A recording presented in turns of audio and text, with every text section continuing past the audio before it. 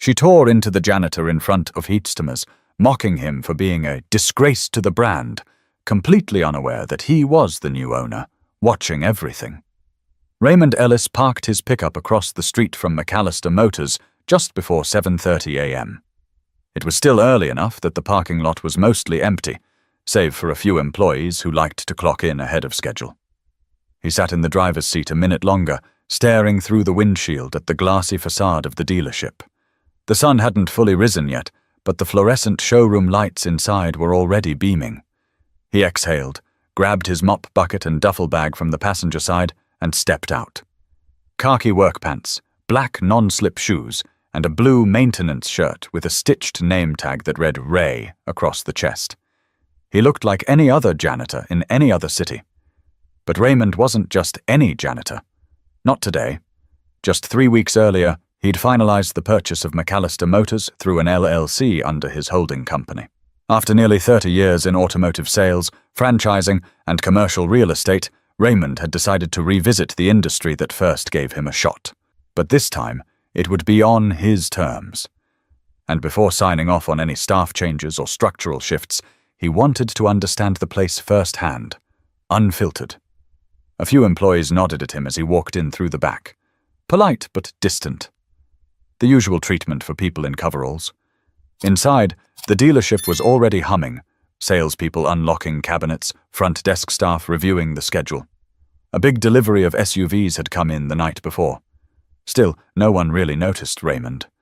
That was the idea. By 8:15, the general manager had arrived. Colleen Draper clicked in wearing red heels, navy slacks, and a white blouse tucked so tight it looked like it was stitched in place. Her handbag, black leather, stiff edges, slapped against her thigh as she walked past the reception desk. A few sales reps straightened their postures immediately. "Morning, Ms. Draper," one called out. She barely glanced back. "Let's have a strong day, people." Raymond was mopping the showroom floor when she passed him for the first time. Her heels stopped just a few feet away. She turned her head slowly and looked him up and down like he was a puddle in the wrong place. "Who cleared maintenance to be in the showroom during open hours?" she asked sharply, projecting her voice loud enough for 2 customers to glance over. Raymond didn't look up. "Just trying to get the floor cleaned before it gets busy." "Try harder," she snapped. "You're dragging dirt across our high-gloss tile. That mop water looks like coffee. Are you even using a fresh bucket?" He paused, then looked up calmly. "Yes, ma'am." "Clean water, fresh mop head," Colleen scoffed. "This isn't a gas station bathroom. Keep it moving. Out of sight." Raymond nodded once, turned, and kept mopping silently toward the side hallway. She shook her head and walked off, muttering something about standards falling. None of the employees said anything. A few glanced away. One of the younger salesmen, a guy named Milo, looked like he wanted to say something but didn't. Raymond wasn't surprised. People don't risk their jobs for the janitor, especially when the boss talks like that. But he caught enough in that moment. The tone, the performance, the way she made sure others heard. This wasn't about a mop. It was about reminding everyone who had power and who didn't. But Raymond wasn't here to fight. Not yet. He was here to watch, to listen.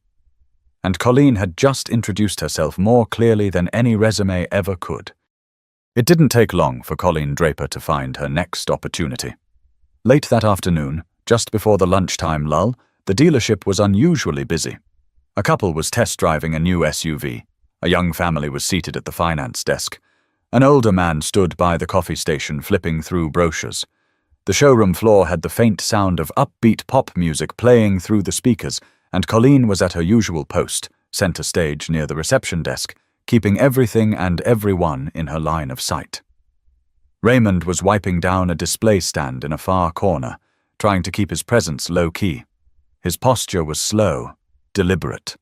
He was listening more than anything, soaking in conversations, body language, noticing who avoided eye contact with whom, who flinched when Colleen walked by. Most of them did. But then came the moment. A small child from the young family at finance spilled a cup of juice near the front door. The mom looked embarrassed, searching for paper towels. Before she could react, Raymond had already walked over, quietly pulling a towel from his supply cart and kneeling to clean the floor. The child's father, a wiry man in a golf polo, smiled and said, "Thanks, man. Appreciate it." Raymond gave a quick nod. "No problem." Colleen was on her way out of the break room when she saw it, and that was all she needed. "Oh, no!" she said loudly, walking straight toward him. "You've got to be kidding me." The room didn't go silent, but it shifted. Heads turned. Conversations paused. Colleen pointed directly at Raymond as if she were calling out a security breach. "You're wiping the showroom floor in front of customers, on your knees? What is this, a daycare center?" She turned to the family at the desk. "I apologize for this, truly. It won't happen again," the mother tried to object. No, he was helping us." But Colleen wasn't listening. "You think this is what we want new buyers seeing? Someone crawling around like a maintenance man from a truck stop?" She looked back at Raymond with disgust. "You are making us look cheap." Raymond stood up slowly, towel still in hand.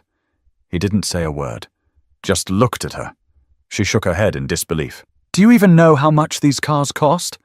How hard we work to build a luxury experience here? And you're out here like it's amateur hour?" Milo, the junior sales guy, took a step forward, hesitating. "Miss Draper, maybe it's not your turn, Milo," she snapped, eyes still locked on Raymond. "I have no idea who authorized you, but I'm talking to Marcus in facilities. You shouldn't even be on this floor." Raymond, steady as ever, said in a soft voice, "You done?" Colleen blinked, caught off guard by the tone. "I'm here to work. That's what I'm doing," he said plainly. "Clean messes. Keep the floor safe. That's all I've done." She opened her mouth to speak, but didn't. The stillness in his eyes unnerved her, just for a second. Then she gathered herself. "Keep the floor clean, then, in the service bay. Not out here where people actually spend money." She turned on her heel and walked back toward the office corridor. One of the receptionists, Lana, maybe 24, clearly uncomfortable, tried to give Raymond a small smile as he walked past. He didn't return it. He went back to his cart and kept cleaning, one towel at a time. But now, the room was different. People were whispering, not just about the scene, but about him.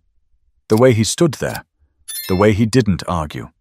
Something about it didn't fit the role. Back in the finance office, the child's father leaned toward his wife. "That guy doesn't look like a janitor." She nodded. "And she looks like trouble."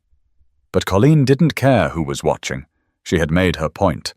What she didn't know was, so had Raymond. The break room at McAllister Motors wasn't fancy, just a couple of round tables, a fridge, a microwave that always smelled faintly of burnt popcorn, and a scratched-up Keurig machine that coughed more than it brewed.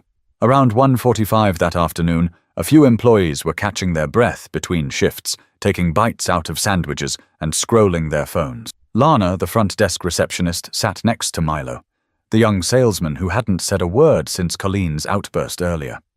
Across from them was Dana, a finance assistant, who'd been with the dealership for just under a year.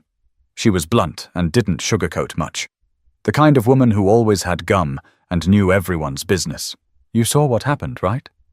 Lana asked, voice low but curious. Milo nodded. "Yeah, pretty hard to miss." "She didn't need to go off like that," Dana said, pulling the foil off her turkey wrap. "He didn't do anything wrong. I mean, she's always like that," Milo muttered. "But still, dude was just cleaning up after a kid. She embarrassed him in front of customers," Lana said. "Twice now." Dana leaned back and gave them both a look. "Y'all think something's weird about him?" They looked at her. "What do you mean?" Milo asked. "I don't know. He's not acting like a regular janitor. He doesn't flinch, doesn't look confused or lost. Even the way he talks.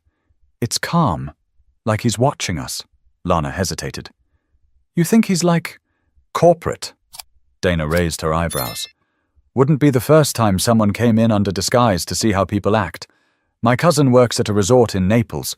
They had a new owner do that last year, pretended to be valet." Milo scoffed. "Yeah, but this is Charlotte. This is a dealership. That doesn't happen here." Dana pointed with her sandwich. "That place changed ownership a few weeks ago. Colleen didn't say much about it, but I heard her snapping at someone in the office about the new buyer keeping a low profile. And get this, they never announced who bought it, just said it was part of some holding group. Lana blinked. You think he's the guy? Dana shrugged. I don't know, but something's off. Milo leaned back in his chair. He wasn't sure if he bought the theory, but the timing made sense. The way Raymond moved through the building, quiet, observing. There was a confidence that didn't match the uniform. I mean, he did stand up to her, Milo said. Didn't flinch, just stared right at her. Dana grinned. And she didn't like that one bit. In the hallway just outside the break room, Raymond had paused for a moment while refilling a cleaning bottle at the utility sink. He could hear bits and pieces of the conversation through the cracked door. Not every word, but enough. Enough to know that whispers had started. The smart ones were beginning to connect dots. That wasn't necessarily a bad thing. He wiped his hands on a towel, looked at his reflection in the utility room's scratched mirror, and gave himself a small, quiet nod. Out in the showroom, Colleen was on the phone. Her voice was louder than necessary, as usual. No, I'm not overreacting, she snapped. He was kneeling on the floor like a janitor from some roadside motel. In the middle of the showroom. Pause. I don't care if facilities said he's new. He's not trained for customer spaces. Pause. Yes, I'll talk to HR if I have to. But he doesn't belong up here. She slammed the receiver down. Back in the break room, the conversation had shifted to safer ground. Lana was back on her phone, Milo chewing slowly, and Dana was scrolling through local job listings, just for fun. But the seed had been planted. And while Colleen clung to her image of control, the room had already started to shift. By the end of his second day at McAllister Motors, Raymond had seen enough to start building a picture, and it wasn't a pretty one. From the outside, the dealership looked polished. The glass windows sparkled, the cars gleamed under LED lights, and the sales staff smiled like they meant it. But behind the shine was a workplace built on fear, favoritism, and silence. It wasn't just Colleen, it was the way her behavior shaped the whole team. Raymond had watched her throw shade at a receptionist for laughing too loudly near the front. She snapped at a porter for touching a showroom model without gloves. And when a technician from service tried to explain a warranty issue to her, she cut him off mid-sentence and walked away without a word. No one ever pushed back. No one asked questions. People moved around her like they were avoiding landmines. Even the assistant manager, Dean Hollow, kept his head down. The man had over a decade of dealership experience and carried himself like someone who'd once had a voice, but gave it up to survive.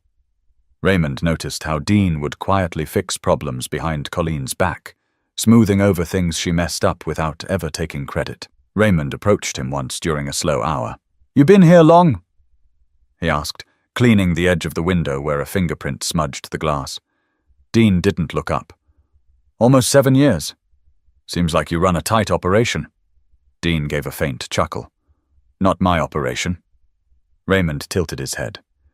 "Still, you're the one people go to when they need something handled." Dean finally looked at him. Just a glance. "You're not a regular janitor, are you?" Raymond smiled. "Why do you say that?" Dean hesitated. "No offense, just you carry yourself different, like someone who doesn't have to be here." Raymond wiped the cloth on his hand and folded it over the bucket rim. "Maybe I'm just someone who wants to see what goes on when people think no one's watching." Dean nodded slowly, a flicker of something passing behind his eyes. Recognition, maybe, or relief. In the lunch hour that followed, Raymond walked through the service bay where technicians sweated under hoods and wiped grease off their hands with faded rags. They worked hard, but none of them had been invited to the team-building retreat Colleen kept boasting about to the front staff. "You think she even knows our names?" one mechanic mumbled to another. "Only if we mess something up." By mid-afternoon, Raymond passed a conference room where Colleen was giving an impromptu speech to the floor team. She stood in front of a whiteboard, marker in hand, talking about numbers, quotas, and brand perception. Her words were fast and polished, but her eyes scanned for weakness. Any sign of dissent was met with a warning glance. "Remember," she said, circling a figure on the board, "you're not just selling vehicles, you're selling us. And every interaction is either a reason to trust us or a reason to walk. Milo shifted uncomfortably in his seat. Colleen continued, perception is everything. And if we're not holding every department to that standard, every department, then we're losing. She didn't mention Raymond by name, but the message was clear. The room felt heavy, not motivated, controlled. Back in the hallway, Raymond leaned against the wall and scribbled something into the small notebook he kept tucked in his pocket. Not numbers, not inventory, just 4 words. They work through fear. He closed the notebook. By the end of the day, the floor had been cleaned, the trash bins emptied, and the showroom smelled faintly of lemon disinfectant. Raymond pushed his cart toward the back exit just as Colleen walked by again. Let's try not to embarrass us tomorrow, she said without slowing down. Raymond didn't reply, just kept walking, head high, eyes forward. But Colleen wasn't watching the right things, and what she failed to see was exactly what Raymond had come for. 3 days later, Colleen was in a great mood. Sales were up. The numbers from last quarter came in strong. And she'd just gotten word that corporate was sending someone to observe operations, which to her translated into a chance to show off. She clicked through the dealership with a rare smile, adjusting the hem of her blazer and touching up her lipstick between phone calls. The staff, sensing her improved mood, took a breath of relief. Lana was smiling again. Milo had even cracked a joke in the break room, but it didn't last. At exactly 10:05 a.m., a black town car pulled up outside the dealership. Colleen stepped out of her office and made her way toward the glass doors. She could see the driver opening the rear passenger door. Out stepped a middle-aged man in a grey tailored suit, polished shoes, and a gold watch that caught the sunlight. Colleen's smile widened. That must be him. But then another figure stepped out from the other side of the vehicle. Raymond. No mop, no utility cart, no janitor uniform, just a sharp navy suit, crisp white shirt, and eyes that met hers without blinking. She froze. For a moment, her brain tried to rationalize what she was seeing. Maybe he was just dropping something off. Maybe this was a mistake. But the man next to Raymond, the driver in the black suit, spoke first. Good morning, everyone. I'd like to introduce Mr. Raymond Ellis, majority owner of Ellis Automotive Holdings. Effective immediately, he is now the principal owner of this dealership. You could have heard a pin drop. Someone at the front desk dropped a pen. Milo's coffee nearly tipped off the counter. Colleen blinked. Excuse me. Raymond stepped forward calmly. You heard him. Her jaw tightened. You're... what? He tilted his head slightly. The janitor? Yeah, that was me. For a few days. Just wanted to see how things ran when nobody was watching. She looked from him to the driver, then to her staff. Most of them were now standing frozen behind desks or leaning out from offices. Every eye was on her. That's absurd, she said, voice rising. You can't just pretend to be someone else and... Actually, I can, Raymond said, his voice steady. And I did. The purchase was finalized 3 weeks ago. Through an LLC, yes. Clean and quiet. I've done it before. But why? Colleen asked, disbelief bleeding into her tone. To see who I'm trusting my business with, and to see how the people working under you are treated. He paused. And I've seen more than enough. Colleen crossed her arms, trying to find solid ground. You're judging a few days? That's not even close to a full picture. Raymond's smile faded. You judged me in 30 seconds. A silence settled between them. The staff behind her didn't say a word. Raymond continued. You humiliated me. Twice. Loudly. Not because I made a mistake, but because I didn't look like someone who belonged here. Colleen's face flushed, but she didn't speak. And if that's how you treat someone you think can't fight back, he added, then I have to wonder how you treat the rest of my team when I'm not around. He turned to the room. I'm calling a staff meeting in the next hour. Everyone. Full attendance, including service and detail. Colleen's voice was quiet now. Am I included in that? Raymond looked at her evenly. You'll be addressed. Then he walked away, headed for the conference room. The rest of the staff stood still for a moment longer, then quietly returned to their tasks, exchanging glances, thoughts swirling. In that single moment, the ground had shifted under Colleen Draper's feet, and she was the only one still pretending nothing had changed. But the real reckoning was still to come, and no amount of lipstick or spreadsheets could talk her way out of what was next. 45 minutes later, every single employee of McAllister Motors was gathered in the main conference room. Some leaned against the back wall. A few clutched coffees they hadn't had time to finish. Technicians in coveralls stood shoulder to shoulder with finance associates in business casual. No one quite knew what to expect, except that something big was happening. Raymond stood at the front of the room, hands clasped in front of him. No notes, no slides, just presence. He scanned the room slowly, meeting eyes one by one. "First off," he said, "thanks for being here. I know this wasn't on your schedule." A few heads nodded. No one spoke. "My name is Raymond Ellis. Some of you may know that name, some of you don't. That's okay. What you need to know is I've just taken over ownership of this dealership, and I didn't come here to put on a show or swing a hammer." He paused. "I came to listen, and I did."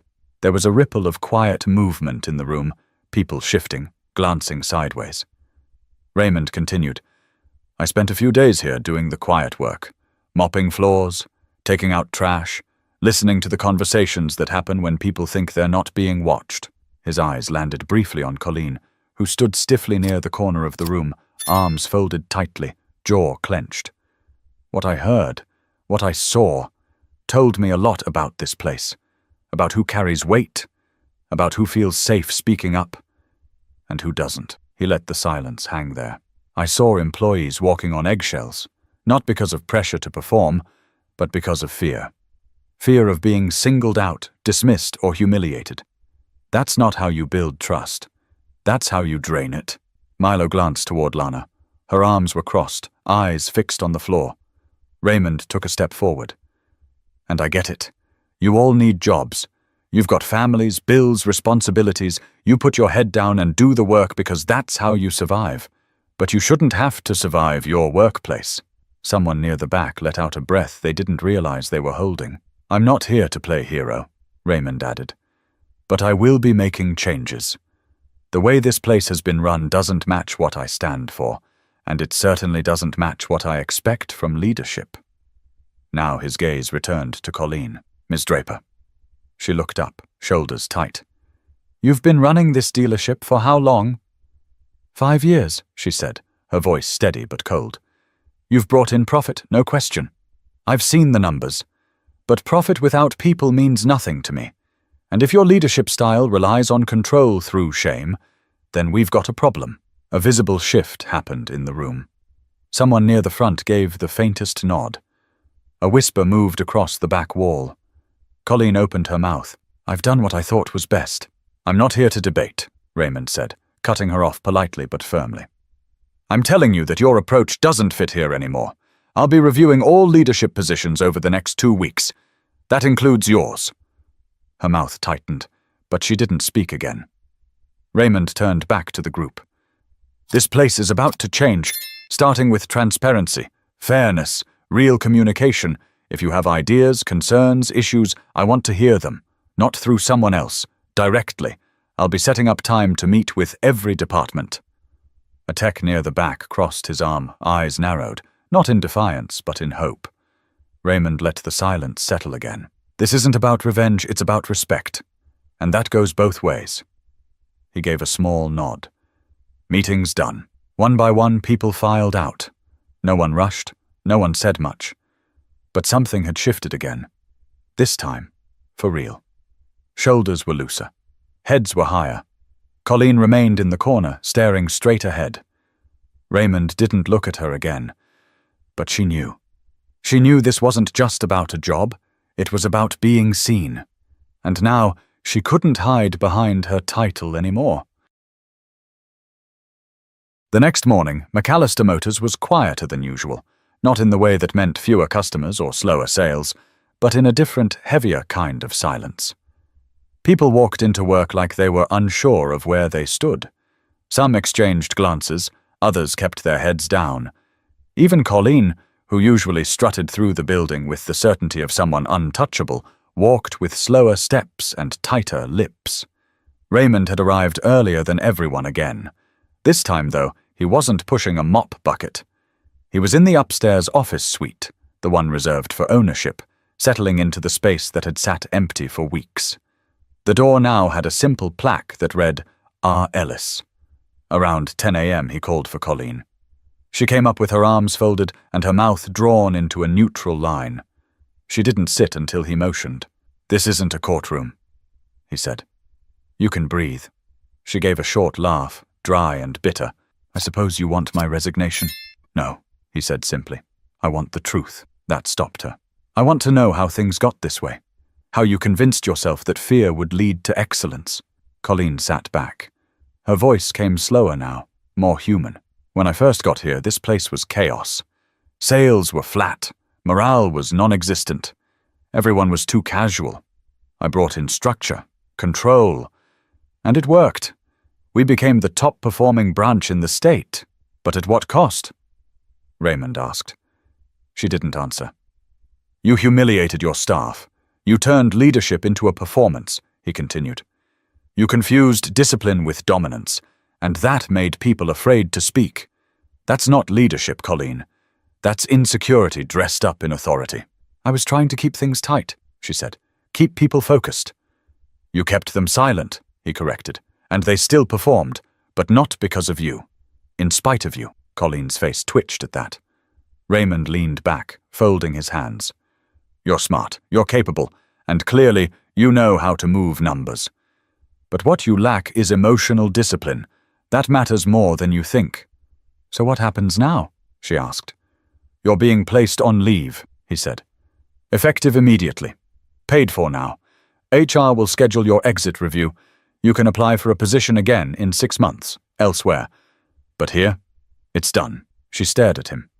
Not angry, not even surprised, just hollow. Raymond stood and extended his hand.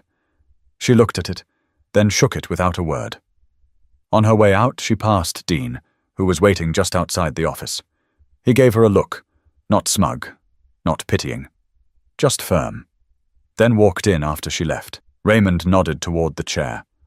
"Have a seat." Dean sat cautiously. "I watched how you handled things this week," Raymond said. "You clean up after others. Keep the place from falling apart behind the curtain. You've got quiet leadership in you, and I respect that." Dean said nothing at first. Then, "You're not like the others." Raymond shook his head. "That's the point." They talked for 20 minutes. By the end of it, Dean was offered interim general manager status, pending a trial period. He accepted. Downstairs, word spread fast.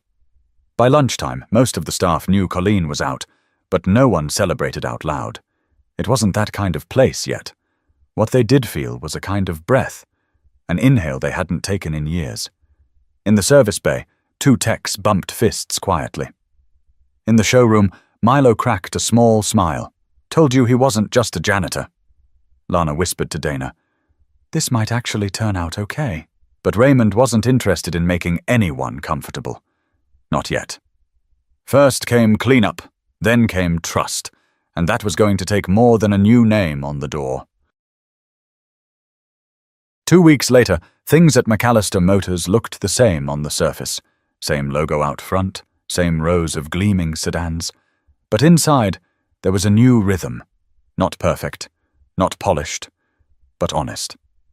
The staff still worked hard, still dealt with difficult customers, still had long days filled with test drives, loan applications, oil changes, and paperwork. But something had shifted in the air. People spoke a little more freely. Jokes returned to the break room.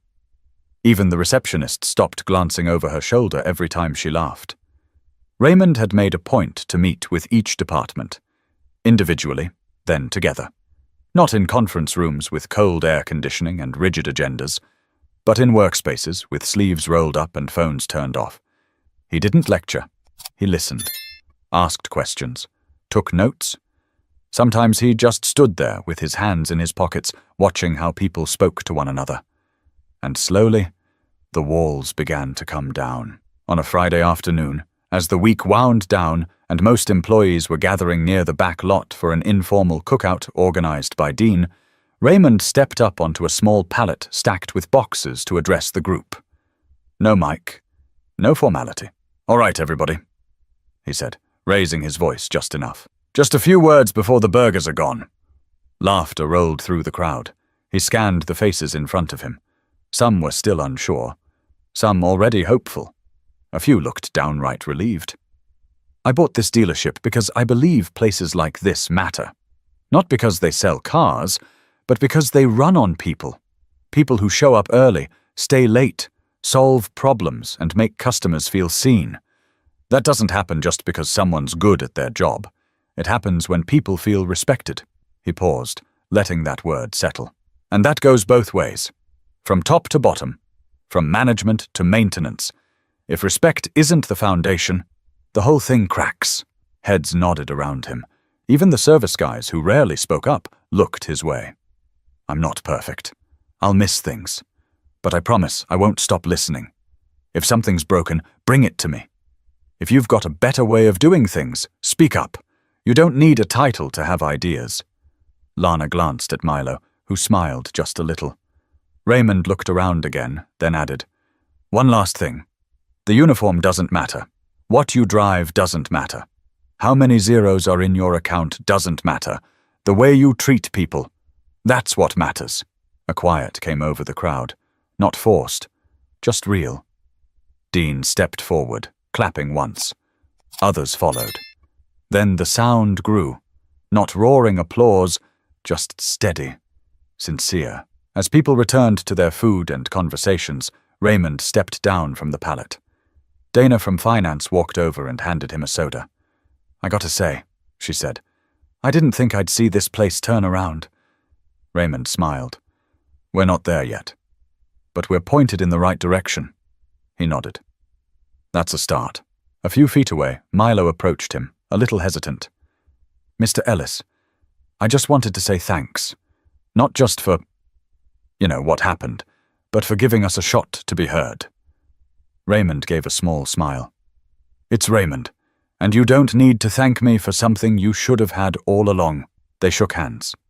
Later that evening, as the lot cleared and the sun dropped low over the city skyline, Raymond stood alone near the edge of the service bay.